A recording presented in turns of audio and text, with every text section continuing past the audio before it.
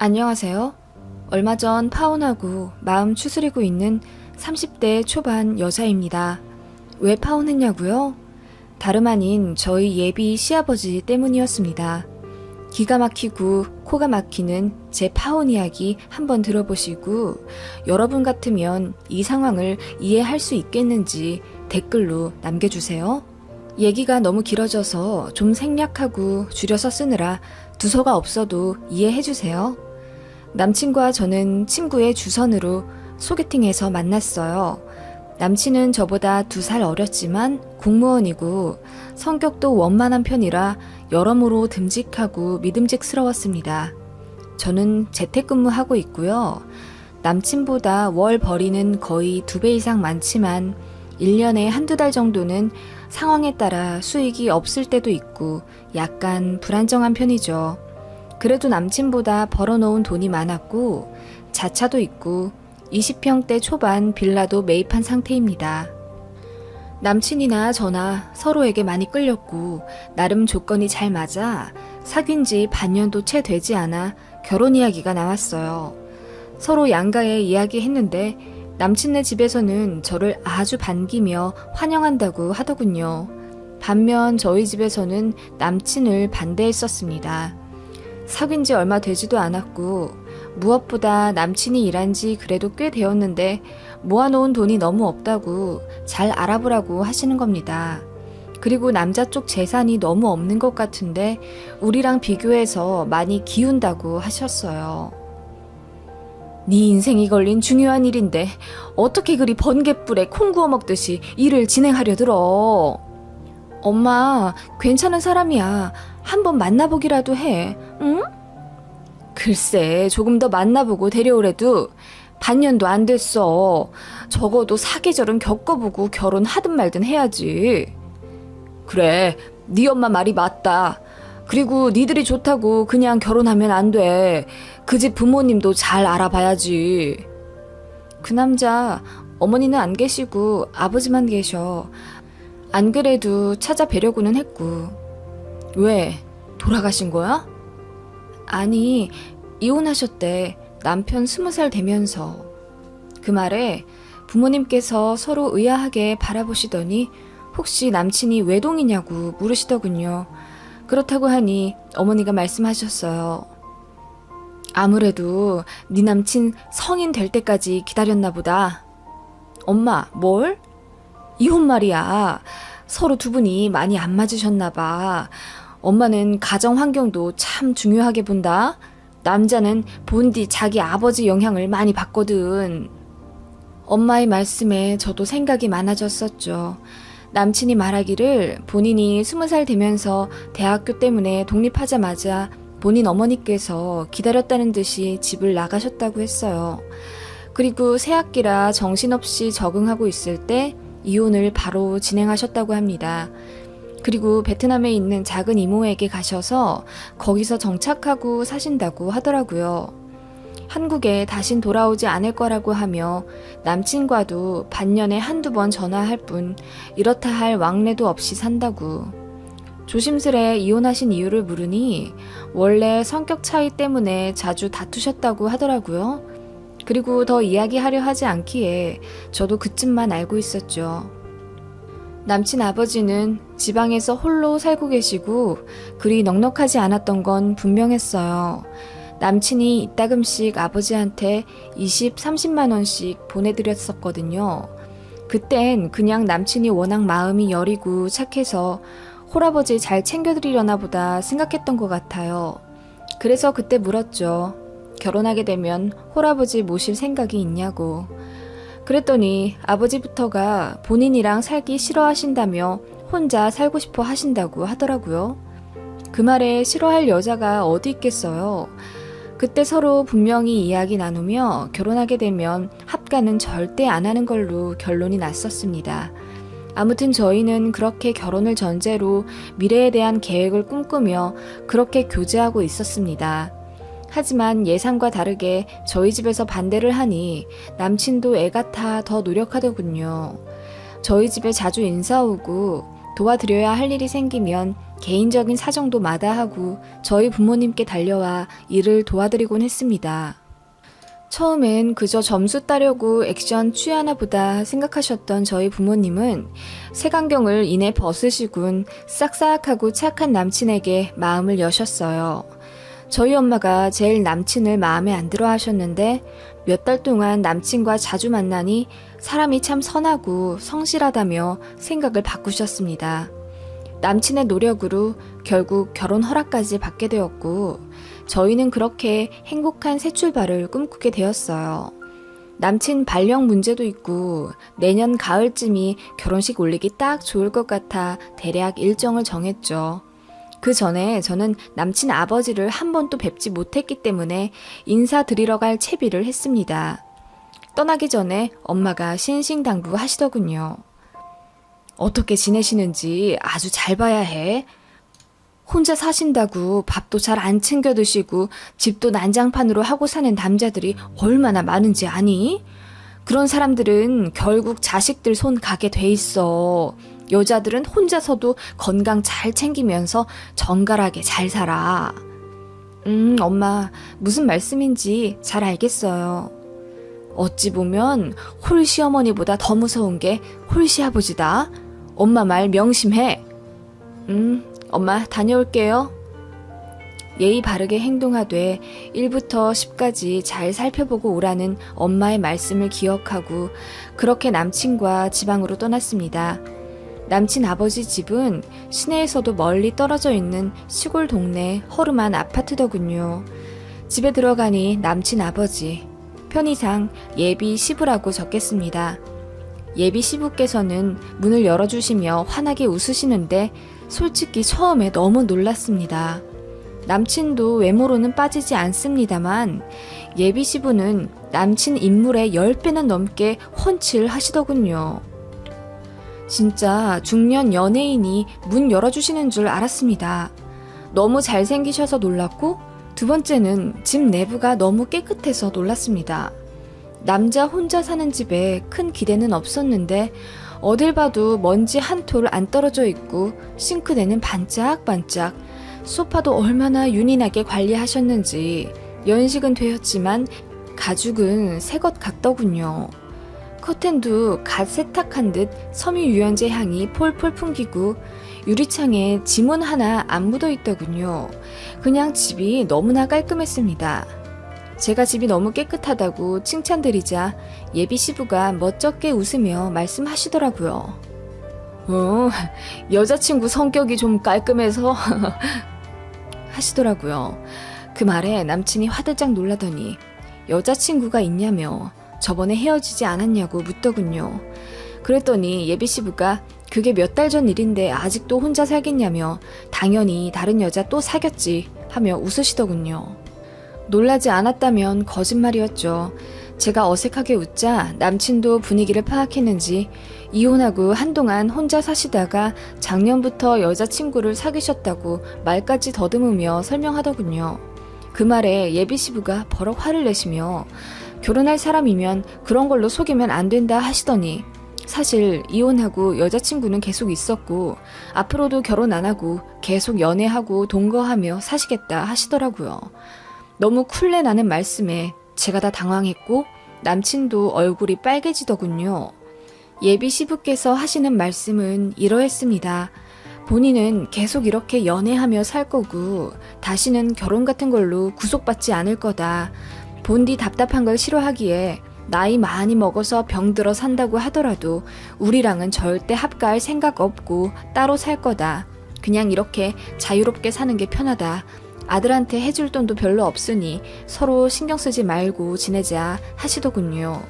저는 그냥 네 소리밖에 나오지 않더라고요. 남친이 서둘러 일어나자고 퇴근하더라고요. 그렇게 1시간 정도 예비 시부 댁에서 시간을 보낸 후 나왔습니다.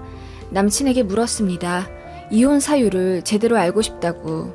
말하기 껄끄러울 순 있지만 우리 결혼까지 할 사이인데 나도 제대로는 알아야 하지 않겠냐고 하니 남친이 운전대를 잡으며 한숨을 푹 쉬고 말하더군요. 사실 예비 시부가 결혼 생활 내내 바람을 피우셨다고 하더라고요. 본인이 태어나고부터 아버지가 매일 술집 드나들며 술집 여자들과 불륜 관계를 유지하셨대요. 그래서 동네에서 말도 많았고 어머니가 상처를 정말 많이 받으셨다고 해요. 그러다 남친 아주 어릴 적에 예비 시부가 부산에 일을 하러 내려갔고 거기서 살림을 차렸다고 하네요. 그 이야기를 다른 사람 통해 들으신 남친 어머님은 크게 상심하셨고 남편 죽었다고 생각하며 아들만 키우며 사셨대요. 그리고 3년 후 상간녀가 혼자 남친네 집에 찾아와서 여기서 살겠다며 어머니를 내쫓으려고 한 적이 있었다네요. 그때 어머니가 상간녀와 머리끄댕이 붙잡고 싸웠고 그걸 당시 7살이었던 남편이 목격해서 충격을 받았었다고 해요. 그리고 며칠 뒤 남친 아버지가 다 정리했다며 돌아오셨지만 더는 못 참겠던 어머니가 짐을 싸서 떠나려 하자 어렸던 남편이 엉엉 울며 자기 버리고 떠나지 말라고 어머니 치맛자락을 잡고 오열했답니다. 그 모습에 마음이 약해진 어머니는 아들 학교만 들어가면, 중학교만 졸업하면, 고등학교 수능만 보면 이런 식으로 하루, 일주일, 한 달을 참고 참으시다가 결국 떠나신 거였답니다. 그 와중에 예비 시부는 가슴앓이 하는 어머님을 아랑곳하지 않은 채 대놓고 바람을 피우며 술집 다니고 재산 탕진하며 망나니처럼 사셨고요. 남친이 그 이야기를 하며 펑펑 울었고 감정 컨트롤이 되지 않는지 휴게소에 차를 대고 한참을 흐느끼더군요. 그러면서 본인은 절대 아버지처럼 살지 않겠다고 다짐했대요.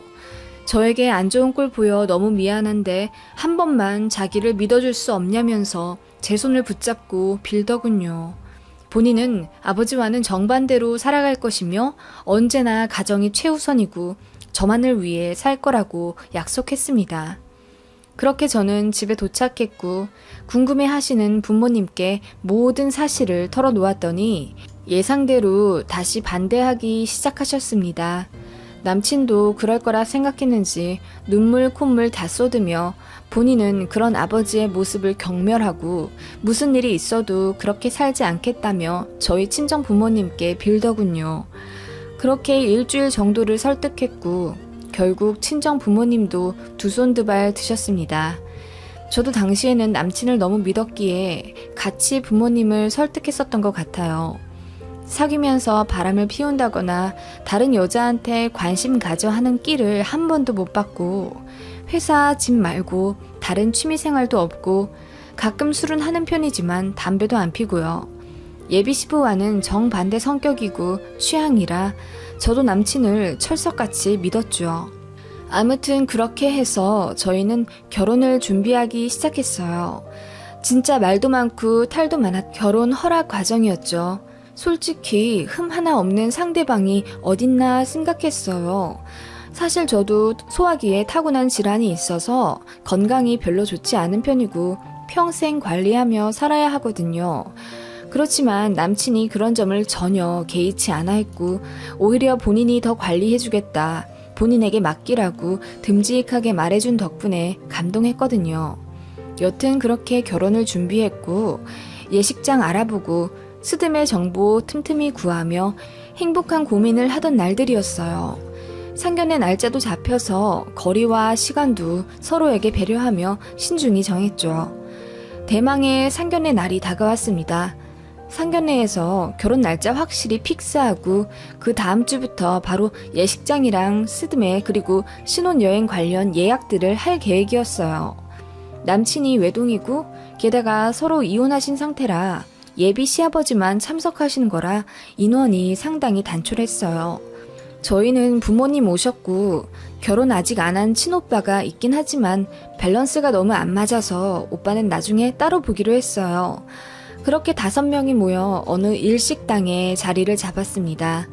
저희 부모님과 예비 시부 모두 90도로 인사해가며 예의 바르게 첫 만남을 가졌고 대화도 매끄럽게 잘 진행되었어요. 예비 시부는 모든 것을 저에게 맞추겠다. 워낙 지원해줄 돈이 별로 없기 때문에 예물, 예단 이런 거 다 생략하고 둘이서 합리적으로 결혼했으면 좋겠다 하시더군요. 그러시면서 저에게 미안하기 때문에 신랑 쪽 축의금으로 들어오는 거 전부 저한테 주신다고 하더라고요. 그것 말고는 더 도와줄 돈이 없다고 미안하다고 하셨습니다. 친정 부모님은 어차피 서로 사정 다 알고 진행하는 거니 더 개의치 않으셔도 된다 말씀하셨고, 그렇게 모든 것이 척척 진행되는 듯 했습니다. 그때 예비 시아버지가 약주 한 잔 가볍게 하지 않으시겠냐며 먼저 술을 권하시더군요. 저희 부모님은 술을 즐기지는 않으시지만 상황이 어색하기도 하고 가볍게 한두 잔 정도 하는 건 분위기에도 좋을 것 같아 그러자고 하셨습니다. 남편이 메뉴판 보고 3만 원 정도 하는 적당한 도수의 과일주를 시켰고 가볍게 짠 하며 웃으며 마셨습니다. 그런데 예비 시아버지가 술을 들이키시더니 바로 한 잔 더 자작하시며 드시더라고요. 좀 놀랐죠. 그렇게 연거푸 몇 잔을 혼자 들이키시더니 얼굴이 발그레해지시더라고요. 저희 어머니가 불쾌한 티를 좀 내셨고 남친이 안절부절 못하며 본인 아버지를 말렸습니다. 아버지, 그만 드시는 게 좋을 것 같아요. 아니, 나만 먹네. 이 좋은 술 아깝게 다 남기잖아. 하시며 막 웃으시더라고요. 기분 좋은 날이고 너무 좋으신 사돈을 만나서 행복해서 그렇다며 한 잔을 더 시키더군요. 저희가 말렸는데도 굳이 카운터까지 가서 술을 한 병 가져오시더군요. 그렇게 예비 시부는 물고 튼 듯 술을 혼자 막 마시기 시작하셨고 남친은 급기야 화를 냈습니다. 아버지, 그만 드세요. 이제 일어날 거예요. 무슨 소리야? 2차 가야지. 하시는데 저희 아버지가 얼굴이 울그락불그락 해지셔선 헛기침을 하시고 예비 시아버지를 말리셨습니다. 2차라뇨. 약주 그만하시고 일어나시죠. 많이 취하셨습니다. 아직 날도 밝은데. 알겠습니다. 제가 실례가 많았군요. 하며 예비 시부가 정신을 차리려고 하셨고 이미 기분이 상할 대로 상한 엄마가 화장실에 가신다며 자리에서 일어나셨습니다. 그때 예비 시부가 저희 엄마 손목을 탁 잡으시는 게 아니겠어요? 사부인, 어디 가세요? 어머. 엄마가 놀라셨고 아버지가 바로 말리셨습니다. 그랬더니 예비 시아버지가 잔뜩 꼬인 혀로 이러시는 거예요. 사부인, 내가 사실은 사부인 처음 봤을 때 너무 놀랐어요. 제 얼굴에서 티나지 않았습니까? 무슨 말씀인지 모르겠네요. 참. 혹시 30년 전에 부산에 있지 않으셨어요? 네? 30년 전이요? 그때면 우리 아들 키우면서 갓 딸 낳았을 텐데 부산을 갔을 리가요.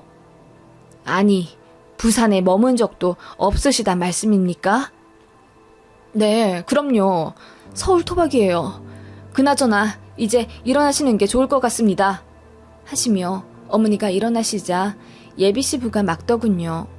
그러더니 잔뜩 풀린 눈으로 취해서 어눌하게 하시는 말에 모두가 경악하고 말았습니다. 당신 희옥이 아니야? 네? 갑자기 나오는 반말에 모두가 놀라 입을 다물지 못했고 남편이 화를 내며 예비 시아버지를 급기야 잡아 끌기 시작했습니다. 그럼에도 계속 말씀하시더군요. 30년 전에 해운대 정마담 밑에서 일했던 희옥이 아니냐고 하시며 급기야 눈물을 글썽이시는 거 있죠? 이어 하시는 말씀 가관이었습니다. 해운대에서 만난 희옥이라는 술집 여자와 저희 어머니가 닮아도 너무 닮았답니다. 그때 예비 시아버지가 부산에서 일하고 있었는데 우연히 간 술집에서 희옥이라는 여자를 만났고 사랑에 빠져 그렇게 3년을 불륜했다고 하네요. 남친이 말했던 그 예비 시부가 부산에서 살림 차렸다는 3년이 그 말이었나 봅니다. 정말 열렬히 사랑했지만 이혼 생각은 없었던 예비 시부는 계속 결혼하자며 조르는 희옥이라는 술집 여자에게 자기 첩이 되어달라고 했다네요. 이혼은 못하겠다며. 그랬더니 희옥이라는 여자가 남친네 집에 홀로 찾아가 남친 어머니에게 독서를 퍼부으며 본인이 여기 들어와 부인으로 살겠다고 했다는 겁니다. 크게 실망한 예비 시부는 희욱이라는 여자에게 홧김에 헤어지자고 했고 그렇게 급하게 정리해서 돌아오셨던 거고요. 그치만 평생을 잊지 못해 부산에 몇 번이나 돌아가 그 여자를 만났다고 하네요. 하지만 몇 년 후 일본으로 떠났다고 하더군요. 그 일을 계기로 집에도 정착 못하고 평생을 술집에 돈 펑펑 써가며 여자들 만나고 부인 속 까맣게 썩히며 방황하고 살았다네요. 그러니까 그 희욱이라는 여자가 저희 어머니와 소름 끼치도록 닮았다는 겁니다.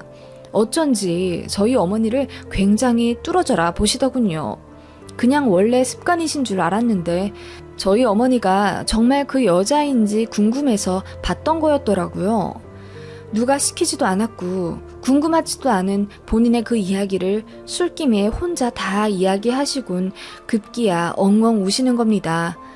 그러더니 제 손을 잡으며 어머니 닮아 그런 건지 저도 희옥이와 조금 닮았다고 하시는 거 있죠. 저희 아버지가 상을 박차고 일어나 화를 내셨습니다. 정도를 지나쳐도 너무 지나쳤다고 이 결혼 다시 생각해보겠다며 일어나셨고 엄마도 서둘러 저를 감싸 안으시곤 같이 자리를 빠져나왔습니다. 남친이 아연실색하며 저희를 따라 나왔지만 아버지가 단호하게 밀어내셨어요. 나중에 연락하라고. 그렇게 저는 펑펑 울며 거의 집안에 갇혀있다시피 했어요. 부모님이 말씀하시더라고요. 너무 싹수 없는 집안이라고. 술집 여자한테 돈 펑펑 써다 바쳐 평생을 모은 돈도 없이 살았는데 앞으로도 똑같지 않겠냐며 저희 둘이 뼈 빠지게 돈 번 거 결국은 시아버지 술값과 여자값으로 다 나갈 거라고 결혼을 절대 반대하셨습니다. 예비사위가 성실하고 착한 건 알겠지만 결혼은 둘만 좋아서 하는 게 절대 아니고 나중에 아이도 낳게 되면 현실 그 자체라며 애초에 아닌 길은 발을 들여서는 안 된다고 하셨어요.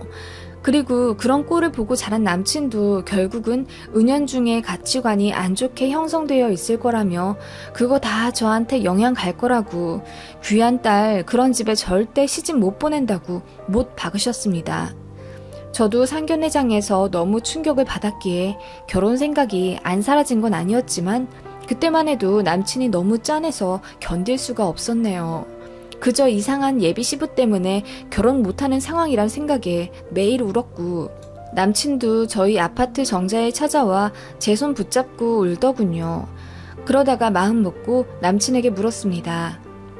자기는 아버지에 대해 어떻게 생각해? 내 맘 알잖아. 난 우리 아버지 정말 창피해. 그런 식으로 살 생각도 없고. 그럼 아버지가 술집 간다고 돈 달라고 하시면 어떻게 할 거야? 그랬더니 갑자기 한숨을 푹 쉬며 대답을 안 하더군요. 그리고 이내 입을 열었습니다. 돈은 드려야 하지 않을까? 그거 얼마나 한다고. 뭐? 내가 가끔 20-30만 원 정도 보내드린 거 자기도 알고 있잖아. 난 아버지가 바람을 피운 게 싫었지 술집 가는 건. 뭐라고? 그렇잖아. 10몇 년을 혼자 사셨는데 술집이라도 가시며 누구와 말상대 하셔야지.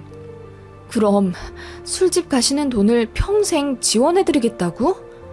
자기야, 내 말 좀 들어봐. 우리 아빠 많이 외로우셨어. 반성도 많이 하시고.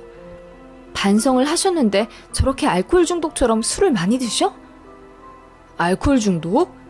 그날은 그냥 기분이 좋아서 한잔 하신다는 게 좀 지나치셨던 거야. 남친은 점점 기분 상해하며 본인 아버지 편을 들기 시작하더군요. 본인도 이제 자존심 상한다며 저랑 저희 부모님이 너무 심하게 나온다는 겁니다.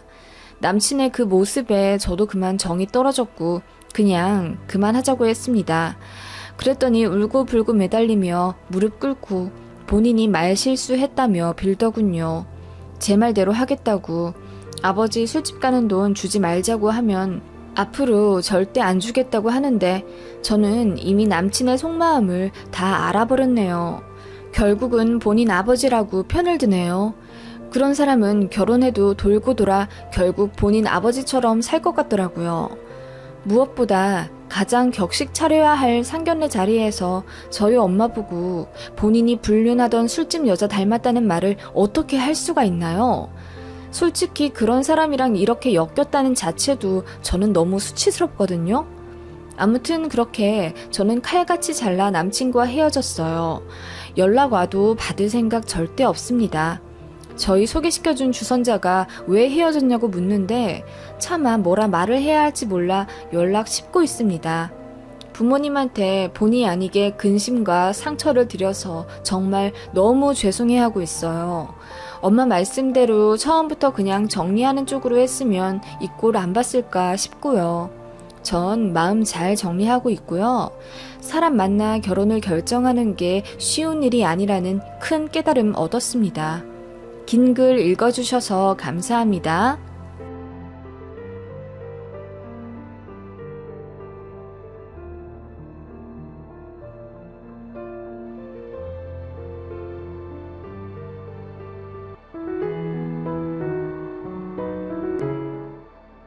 안녕하세요. 저는 34살에 공무원 시험 면접까지 최종 합격해서 반년 전부터 한 주민센터 배치받아 일하고 있는 워킹맘입니다. 이렇게 되기까지 우여곡절도 많았고 저도 정말 많이 고생했어요. 낮에는 아이 보며 육아하랴 살림하고 밤에는 새벽 2, 3시까지 두꺼운 책 보며 공부했어요. 한 2년 동안 하루 4시간도 못 잔 것 같네요. 그렇게 몸은 힘들었지만 사실 마음이 더 힘들었어요. 바로 저희 시어머니 때문이에요. 공부하면서 어머님 때문에 너무 많이 힘들었네요. 그때 있었던 썰들을 한번 풀어볼게요. 지금은 분가했지만 처음엔 합가하며 신혼을 시작했어요.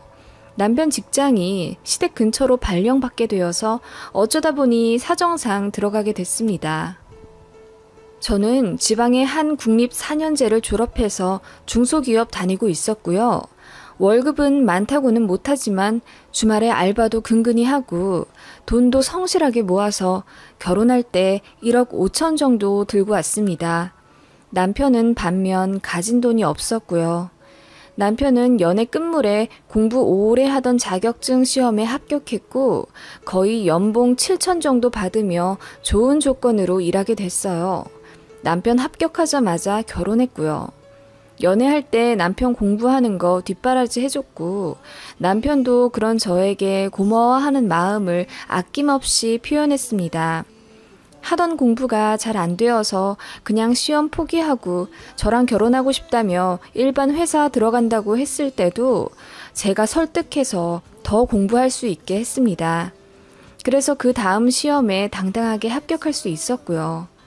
남편은 제가 인생의 은인이라고 합니다. 그렇게 표현해주는 남편에게 저도 고마웠고 저희 서로 정말 많이 아낍니다. 남편은 연애할 때도 정말 자상했고 저희 부모님한테도 잘했어요. 남편 부모님은 갖고 계신 집 말고는 이렇다 할 자산도 노후 대책도 없으셔서 합가했을 때는 저희가 다달이 150만 원 드렸습니다. 마트 장볼 때 카드도 저희 카드 쓰셨고요. 그래서 거의 350만 원 정도 저희가 내며 살았던 것 같네요. 아무튼 그렇게 남편과 결혼해서 바로 임신을 했고 저는 다니던 회사를 그만둘 수밖에 없었어요. 임신 초에 입덧이 너무 심해서 점심 식사 자체를 할 수가 없었고 남편이 저 걱정된다며 가끔 도시락도 직접 싸다 건네주곤 했는데 그럼에도 불구하고 정말 아무것도 못 먹겠더라고요. 그러다가 화장실에서 한번 쓰러진 적이 있어서 난리가 났었습니다.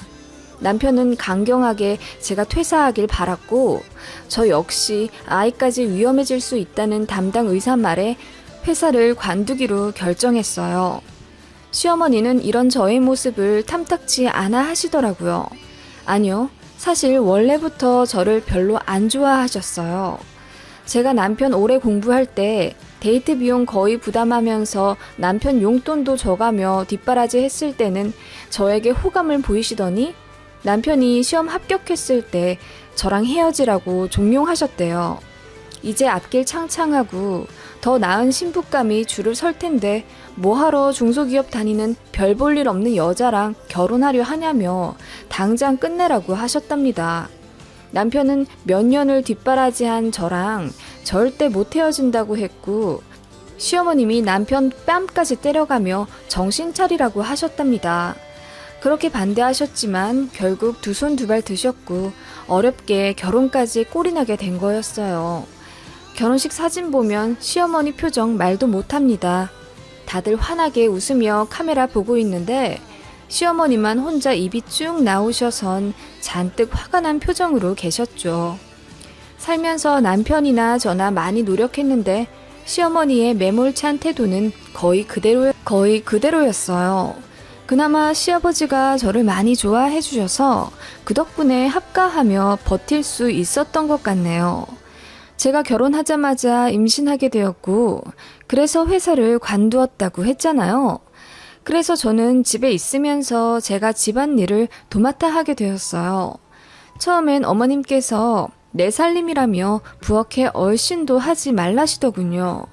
남이 내 그릇이며 양념 만지면 소름이 끼친다고 차갑게 말씀하셔서 너무 상처받았었습니다. 그렇다고 가만히 앉아만 있을 순 없었기에 청소기라도 돌릴라 치면 시끄럽다며 이따가 하라고 하시고 눈치가 보여 집안 정리라도 할라 치면 어머님이 다 알아서 배치해 놓은 건데 왜 제가 위치를 바꿔놓느냐며 아무것도 못하게 하셨습니다. 그래서 저도 참다 못해 그냥 방에 들어와 누워있으면 문 벌컥 열고 며느리가 왜 아무것도 안 하고 시어미 시켜먹냐며 눈을 흘기셨어요. 화장실 청소를 제가 한다고 하니 어머님이 하신다며 소를 확 뺏으시군 제가 임신해서 락스도 못 쓴다며 짜증을 막 내시더라고요. 그런 식으로 집안 남자들 다 나가 있고 단둘이 있을 때만 이런 표현 좀 그렇지만 진짜 악독한 시어머니처럼 행동하셨습니다. 너무 심했고 차라리 입덧하면서 회사 다니는 게 나을 정도로 집에서 어머님이랑 마주치는 게 싫었어요. 그게 신혼 초 때 일이었고 합가한 지 얼마 안 되었기 때문에 저도 상황 파악이 잘 안 되더라고요. 남편한테 걱정 끼치기 싫어서 티 안 냈고 처음엔 그냥 참아야 하는 줄 알아서 어머님께 내내 거렸는데 어느 날 속옷에 살짝 피가 묻어나더라고요. 너무 놀라서 바로 택시 잡아 어머님이랑 병원에 갔습니다. 그때 의사 선생님이 절박 유산 소견을 주셨고 몸에 무리가 가거나 스트레스 이렇게 계속 받으면 유산한다며 걱정을 많이 하셨습니다. 그리고 그때 마침 성별 나올 주수가 되어서 뱃속의 아이 성별도 알게 되었어요. 아들이었죠. 어머님이 내심 아들 원하셨거든요. 그때부터 상황이 조금 나아졌습니다. 어머님의 예민한 독설과 행동이 조금 누그러졌거든요. 제가 유산이라도 할까봐 노심초사하는 모습이셨고 그렇게 되면 모든 화살이 어머님께 돌려질 수도 있다는 걸 아시는지 그 이후부터는 저를 힘들게 하지 않으셨습니다. 시집살이 시계가 잠시 멈춰졌던 거죠. 그렇게 저도 나름 마음 편하게 임신 기간 보내게 되었고 건강하게 아들 낳게 되었어요. 아들 낳자마자 집 분위기는 너무나도 좋아졌습니다. 시부모님은 정말 뛸 듯이 기뻐하셨고 어머님이 자처해서 산후조리며 아이 케어까지 다 맡아 하시겠다며 너무 좋아하시더군요.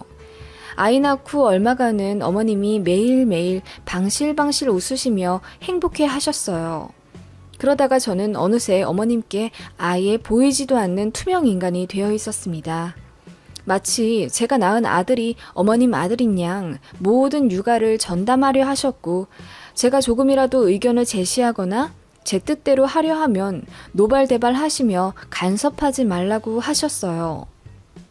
아이 낳기 전엔 좋은 게 좋은 거라고 집안 분위기 생각해서 저도 참았는데 아이 낳고 나니 저도 호르몬 때문인지 참지 못하겠더라고요. 우리 아이 사랑해 주시는 건 너무 감사하지만 엄마인 제가 아이를 안지도 못하게 하고 사이를 갈라놓으려 하시는 게 느껴져서 본능적으로 위기의식을 느꼈던 것 같아요. 그래서 처음으로 시어머니께 대들었습니다. 합가하고 1년 좀 지나서였던 것 같네요. 어머님, 해도 너무하시네요. 저는 유준이 엄마 아닌가요? 엄마인 제가 안고 재운다는데 왜 못하게 하세요? 네가 뭘 할 줄 안다고 그래? 애들 키워본 내가 더 잘 알지. 유준이가 네 품에만 가면 울잖아. 어머님이 계속 유준이 안고 계시니까 아이가 제 품을 낯설어 하잖아요. 무식한 게 싹퉁머리하고는. 하시며 아들 데리고 안방으로 쾅 들어가셔서 문을 잠궈버리시더라고요. 남편에게 전화 걸어 어머님이 아이 안 주신다고 펑펑 울었습니다. 그때 남편이 모든 전말을 알게 되었고 한 일주일 정도 집안 분위기가 많이 안 좋았어요. 남편이 안 그래도 제가 많이 힘들어하는 거 느꼈다면서 분가하겠다고 했거든요. 그래서 시어머니가 다신 안 그러겠다고 며느리 무시 안 한다면서 분가만은 하지 말아달라고 우셨어요. 손자랑 떨어져 산다고 생각하니 가슴이 떨어져 나갈 것 같다며 엄청 우셨고 저도 마음이 약해져 남편에게 그냥 분가하지 말고 더 살자고 했죠. 남편도 제 편이긴 하지만 솔직히 본인 어머니가 그렇게 우시니 마음이 안 좋은가 보더라고요. 그리고 나서 좀 평화로워졌어요. 어머님도 최대한 제 의견 존중해 주셨고 저 역시 상황이 달라졌다고 어머님한테 유세 떨거나 하지 않았거든요. 혹시 오해하실까봐 얘기하는데 저 집에서 집안일 많이 했고 절대 몸 편하게 살지 않았습니다. 어머님도 이것저것 잔심부름 많이 시키시는 편이었고요. 아무튼 그런 상황이었는데 남편이 어느 날 갑자기 홍콩에 발령이 났어요. 2년 정도 있다 온다더군요. 아이도 어리고 남편도 어떻게든 안 가보려고 했지만 상황이 여의치 않아서 일단 급하게 출국부터 했어요. 그렇게 시댁에 저와 아이만 남게 되었습니다. 시어머님은 남편 출국하면서부터 태도가 확 바뀌시더군요. 전처럼 저를 무시하시고 구박하기 시작했어요. 제가 아이 옷을 입히고 있으면 옆에서 유심히 보시며 꼬투리를 잡으시군. 제가 친엄마 손길이 아니다. 옷은 왜 이런 걸 입히냐? 너는 아는 게 하나도 없냐? 쓸데없는 짓 좀 하지 마라 등등. 나름 잘하고 있는데 그런 식으로 저를 무시하시며 독설을 퍼부으셨어요. 남편은 새벽부터 밤 늦게까지 본사 나가서 일하느라 살도 빠지고 저랑 연락도 잘 안 되는 마당에 걱정하기 싫어서 그냥 잘 지낸다고 둘러댈 수밖에 없었어요. 어머님은 조용하시다가도 한 번씩 저를 구박하곤 하셨어요. 돈 벌 생각은 없냐 이제? 아이가 너무 어려서요. 좀 크면 어린이집 보내고 저도 취직하려고 해요. 뭔 어린이집이야. 우리 유준이는 내가 5살 때까지 키울 거야. 일하려면 애 핑계 대지 말고 당장 나가라. 어머님, 저도 일하긴 할 건데요. 8개월 된 애 두고 당장 나가기는 싫어요. 우리 아들 해외 나가서 피골이 상접하게 일하는 거 안 보여? 이런 식으로 매일 저한테 계속 일하라고 하셨고 너무 스트레스 받더라고요. 사실 저는 회사 다닐 때부터 공무원 시험 준비를 하고 있었거든요. 다니는 회사가 정년도 짧고 여자가 아이 키우며 다니기에 너무 불리한 조건들이 많아서 이대로는 안 되겠다는 생각이 들었고 저도 전업보다는 워킹맘을 선호했기에 진중하게 생각하다가 공무원을 해보자는 생각이 들었어요. 그건 남편도 알고 있었고요. 회사 다니며 틈틈이 공부했었고 모의 시험 보면 점수도 꽤 잘 나와서 가능성이 없진 않았거든요. 자격증도 많이 따서 가산점 높이려고 노력도 했어요. 남편도 본인 시험 붙고 나서는 저를 푸시해 줬었고요. 그래서 이도저도 아닌 회사 또 다니다가 관둘 바에는 조금 더 시간을 투자해서 공무원 시험에 도전해 봐야겠다는 생각이 들었어요. 그래서 시부모님께 말씀드렸습니다. 공무원 시험 준비하겠다고. 너무 얼토당토 오랜 시간을 쏟진 않을 거고 딱 2, 3년만 해보고 안 되면 일반 회사 들어가서 일하겠다고 말씀드렸습니다. 시아버지는 남편이 돈도 잘 버는데 뭐하러 저까지 일하려 하냐며 그냥 쉬라고 하셨고 일하고 싶다면 만류는 하지 않겠지만 그냥 편한 데 다녔으면 좋겠다고 진심으로 저를 위하는 말씀을 해주셨습니다. 반면 시어머니는 그 자리에선 아무 말씀 안 하시고 눈만 흘기시더니 아버님 나가시고 단둘이 있는 자리에서 이러시더군요. 네가 공무원 시험? 지나가는 개가 웃겠다. 공무원 될 거면 진작 붙었어야지. 30 넘어서 뭘 하겠다는 거냐? 요즘 공무원 30 중반도 많이 붙어요. 그리고 그렇게 말씀 안 하시기로 했잖아요, 어머님. 제가 단호하게 말씀드리자 시어머님이 피식 비웃으시며 이러시더군요. 네 주제에 잘도 붙겠다. 집 앞에 마트 생기는데 거기 캐셔라도 알아봐 주리? 어머님, 공부하면서 저도 집안일이며 육아 소홀하지 않게 할 거예요. 남편도 동의했으니 준비할게요. 됐다. 뭔 공부야? 우리 아들 같은 남편 만나서 아주 팔자 좋다. 그러지 말고 내 아는 언니가 하는 정육식당 가라. 네? 거기서 설거지랑 서빙 구한다던데 시간대 맞춰서 다녀. 내일부터. 어머님, 대체 저한테 왜 이러세요? 너야말로 왜 이러냐? 네 머리에 무슨 공무원 시험이 붙는다고? 하시며 스마트폰 드셔서 그 식당에 전화를 하시는 거예요. 내일부터 우리 며느리 거기 설거지하러 보내겠다고 하시더군요. 어머님, 그만 좀 하세요. 이젠 진짜 못 참겠네요. 제가 아직도 그렇게 마음에 안 드세요? 이혼했으면 좋으시겠어요? 하니까 어머님이 통화를 멈추고 안경 너머 저를 지그시 보시더군요. 제가 그렇게 세게 나온 적은 없거든요. 저도 정말 힘들어서 어머님이랑 못 살겠어요. 분가 말고 이혼하고 싶어요. 이혼 사유는 말 안 해도 아시죠? 어머님 시집살이 때문에 정신적 고통이 너무 심합니다. 아이 데리고 그냥 제가 나갈게요. 아셨어요? 했더니 무슨 이혼이냐며 그냥 농담한 건데 저더러 너무 무섭다고 호들갑 떠시는 거예요. 그러면서 무어라 구시렁구시렁 대시군 더 이상 언성을 높이지 않으셨습니다. 저는 그날 이후부터 가열차게 공부했고요. 공부해서 어떻게든 당당하게 합격하고 분가할 생각이었습니다. 꼬투리 잡히기 싫어서 낮에는 아이 허투루 보지 않고 육아 열심히 했고 아이 문화센터며 이곳저곳 체험도 많이 다녔습니다.